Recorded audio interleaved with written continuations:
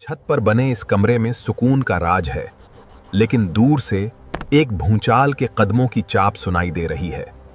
ये मेरा दोस्त अहमद मिर्जा होगा, जिसे मैं बहुत बोलने की वजह से भुड़भड़िया कहता हूँ। जिसे दुनिया माकूल समझती है, मगर मेरे लिए वो किसी जलजले से कम नहीं। मियां साहब काम में बहुत मसरूफ हैं, इस वक्त मिलना मुश्किल है। कमबख्त, इसे अपनी सेहत का भी कुछ ख्याल है? खैराती कब से काम कर रहा है? तोबा तोबा, बस मैं 1 मिनट बैठूंगा, मुझे खुद जल्दी जाना है। दरवाजा उस जोर से खुलता है जैसे कोई गोला आकर लगा हो। अहमद मिर्जा किसी आंधी की तरह दाखिल होता है।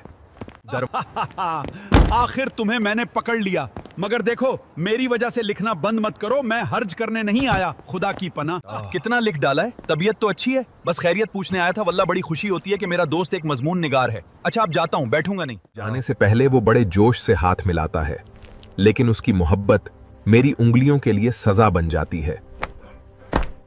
वो 1 मिनट के लिए आया, लेकिन मेरे तमाम ख्यालात अपने साथ ले गया। अब हाथ में कलम पकड़ने की हिम्मत है, न जहन में कोई बात। और देखा जाए तो मेरे कमरे में 1 मिनट से ज्यादा नहीं रहे। ताहम वो अगर घंटों रहते तो उससे ज्यादा नुकसान ना करते। क्या मैं उन्हें छोड़ सकता हूँ? दोस्ती अपनी जगह, मगर अब मुझे कलेजे पर पत्थर रखना ही पड़ेगा। हाँ, मैं उसे छोड़ दूंगा,